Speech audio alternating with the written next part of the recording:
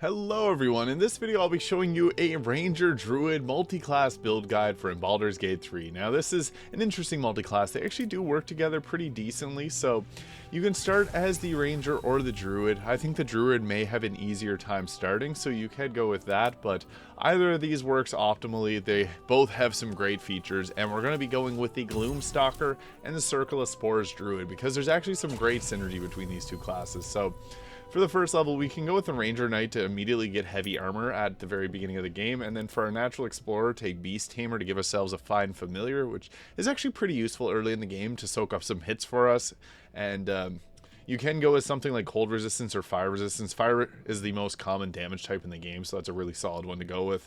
And yeah, I think that that's a pretty solid mix there. Now, as far as our ability scores go, we want to have high Wisdom as well as a good Dexterity.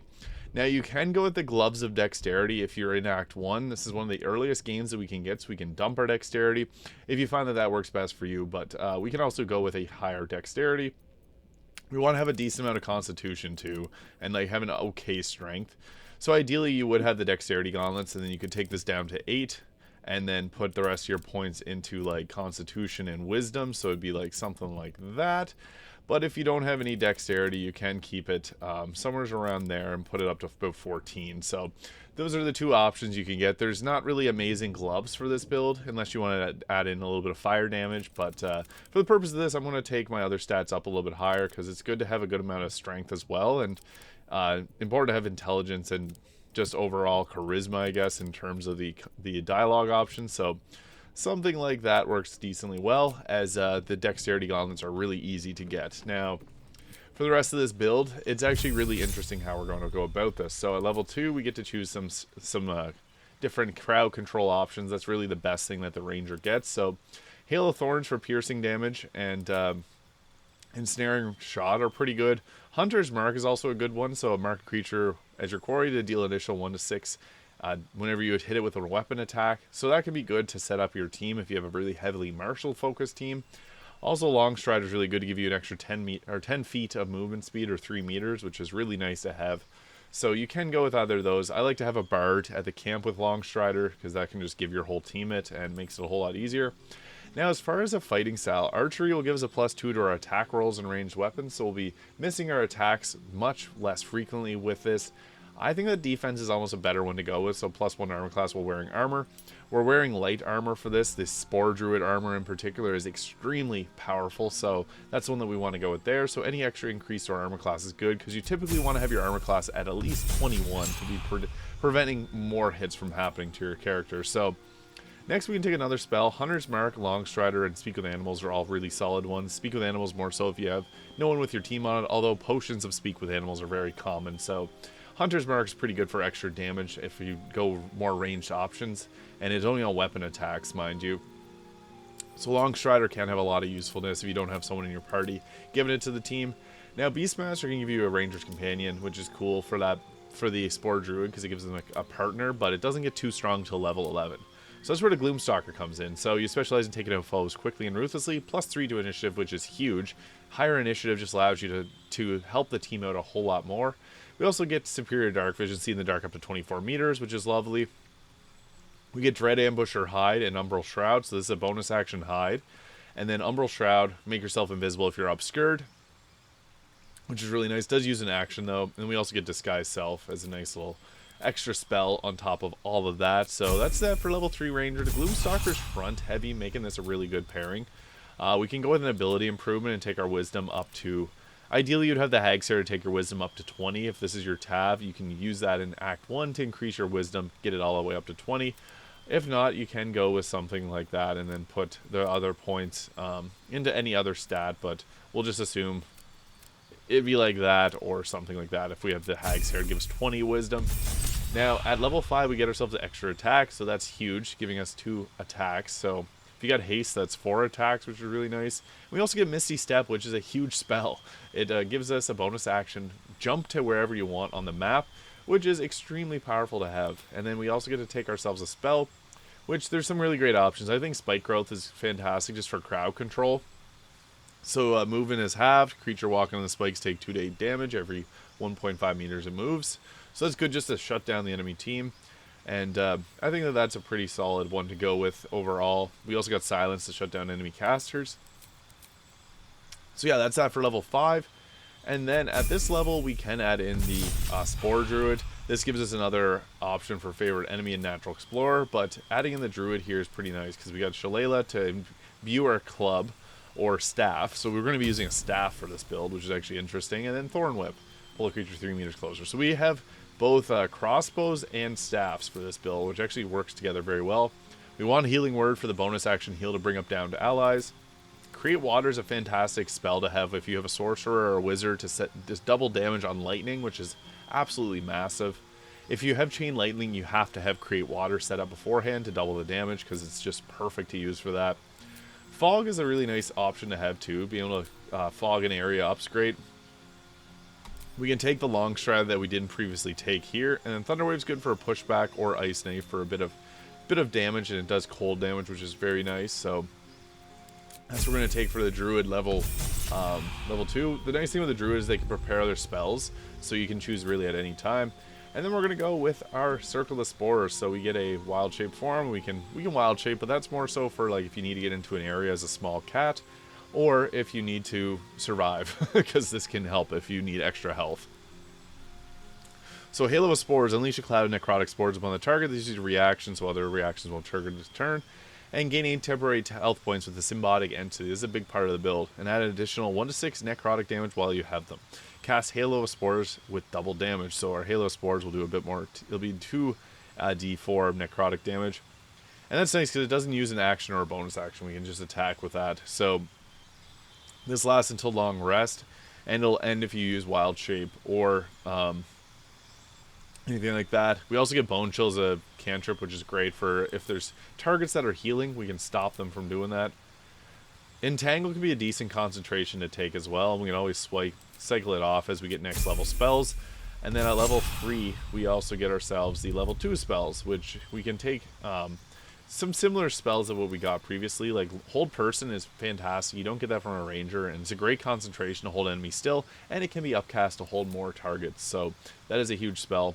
Flame Blade's great. I do have a video on how to get a permanent Flame Blade, although that Flame Blade does use your strength versus this one using your wisdom modifier. Heat Metal's a decent one as well. Some people like Moonbeam, and I feel like this fits thematically with the build, so I am going to take Moonbeam there.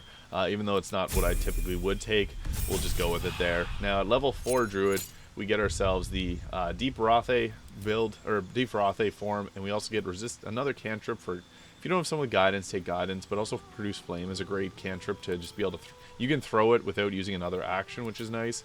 And then for our extra feat, we can go with something like, we have Spike Growth, so Gust of Wind can push creatures off balance. Flame Spear. Heat Metal's another good option. And for our feat, this is where it can get interesting.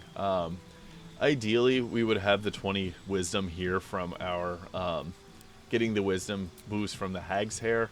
Although, if you do use Wild Shape, Tavern Brawler actually works really well for that, but that's not what we're going to go with for the purposes of this. Alert for the +5 to initiative is actually a really great option here as well, because we already took the +3 initiative with the Gloom Stalker, so a +5 is also really nice and can't be surprised. But you can also go with a ability improvement, take our Constitution up to 18.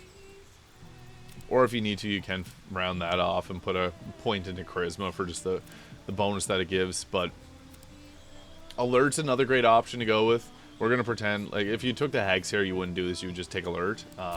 But we can take our Wisdom all the way up to get another spell slot. So at level 5, we get an additional attack while in Wild Shape.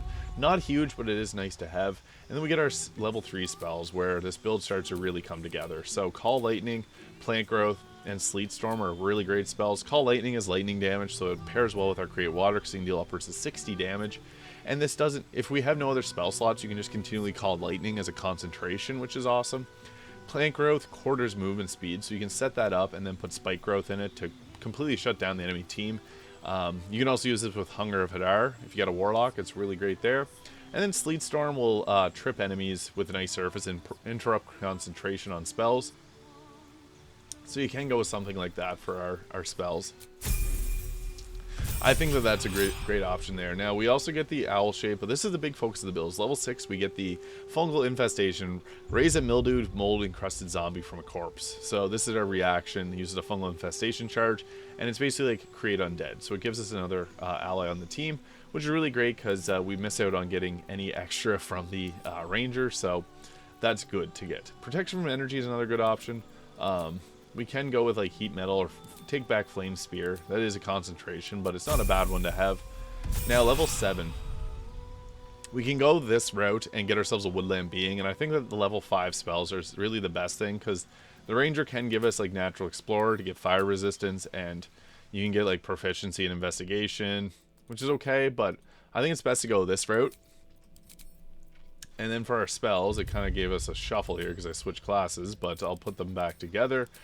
We want to have Woodland Being because this gives us a summon with a summon, and it can use it can use our spike growth to do crowd control without us using an action. So that opens up the action economy big time. Conjure Minor Elemental can set up ice methods, which deal ice or cold damage, would create water, doubling it. Really great synergy there. Ice Storm is a great spell to have. Firewall also just nice to have for damage options. Call Lightning, Plant Growth, and then we'll go with Hold Person. And then I guess for the final spell we could move. Oh, we got Long Strider there. You could go with like Fog Cloud, or if you really want Moonbeam, that can be another option. But we got great options here. So if you wanted to take Sleet Storm, really up to you, I guess, for the last spell, but I think that this is a pretty solid list of them, and I'll get into how we should go about this build in a moment. I'll take Flame Spear just because it is a good spell to have. Now, what makes this build so powerful is the fact that we get a few summons. So we get our Find Familiar, we can summon ourselves a kitty cat there, so that's nice to have the Conjured Cat. And then the Woodland Being is pretty awesome because it allows us to get another summon. We get up to level 5 spells, which are great. We don't get level 6, which is better, but we get Spike Growth there, so that's big crowd control. It's amazing to have that. Nature Step, which is great, and then Fallen Lover to summon in the Woodwode. They only have 22 health, but the Woodwode has 42 health, so that's really good to help set up some... it gives you some opportunity attacks, which is great. We also have our ability to hide on a bonus action, which is awesome to have, and as for summons, we do have a lot of summons. We also have our ice methods here, so we can summon these in, and that's two extra attackers there. So we got ourselves ice damage that can be doubled with create water, and then we can also bring up some zombies with our fungal infestation. So we get 4 zombies, which is awesome. We also get gaseous form, which is great, and here's our symbiotic entity form. So what I think is funky about the symbiotic entity is just the dance that you do here whenever you're doing it. So whenever we use this, then we get ourselves the haste spores. So this is where the build gets broken. You can put your whole team together and then pop down haste spores, and then your whole team has haste. So this is incredibly powerful. So if we go over here and haste our squad, what we want to do is get it on as many people as possible. We'll just do it to Minsk here. So it stunned him there, but we get our 2 actions. So you can see that he's got 2 actions there. And if we run anyone into it, they'll get 2 actions as well. So it's incredibly powerful how good haste spores is, and it'll last for turns there. So you can use that and Tin Mask spores and our Bitterbang spores to set up a lot of damage. It lasts for 3 turns there. Watch Mince cutting his hair. But yeah, on top of all of this, we also got our Flaming Spear. So this is another... This does require concentration, but it gives us another summon in our group here of creatures, plus the 6 fungal infestation charges that we got. And then on top of all that, we also have our wild shape form, and then we can go into like the panther form or the owl bear. It's best to stay in your symbiotic entity form, but if you want to take out one of these, it does have the Gloom Stalker's little bonuses too, so that's kind of cool to have your plus initiative. Really interesting build overall, because we typically are going to be attacking in our fungal infestation form, so using a bunch of different options there. But also we have bow attacks, and we're going to want to use 2 hand crossbows here. This gives us the option to attack with a bonus action if we want to, and it gives us Scorching Ray shot, which is nice to have. This works with the hide too, so if we hide, we get the ability to inflict burning, and then this will deal an initial 1 to 4 piercing damage, so they work together very well. We have 24 armor class with light armor, which is awesome because we're using Helmet Baldur for +1, Cloak of Protection for +1, Gloves of Dexterity give us a +4 to our armor class without losing any points because we jumped it. Evasive Shoes for +1. The Armored Spore Keeper gives a +1 to bonus spell save DC when dealing necrotic damage and deal an additional 1 necrotic, so that works perfectly with this build. And then we also get the spores, which is awesome. Using the Amulet of Greater Health to get 141 health, so we're really survivable, but the Amulet of Ball is good too because we can hit targets early and inflict bleed. Killer Sweetheart for the critical attack roll is awesome, but you can go with armor class ring to get 25 armor class.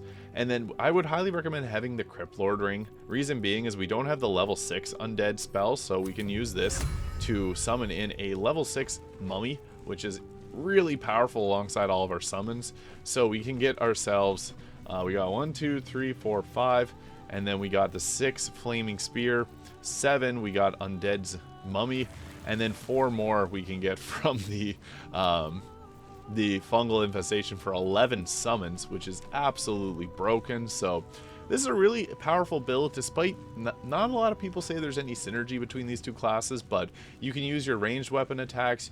If you want, you can go with archery to increase your attack rolls there, but I went with this because we're going to be using mostly our spore attacks with necrotic damage. But you got options. It's a very powerful class in Baldur's Gate 3. If you found this video useful, please hit the subscribe button below. If you have any requests, leave them in the comments. I enjoy doing a lot of different request videos for people. Thank you so much for watching, and I'll see you all in the next video.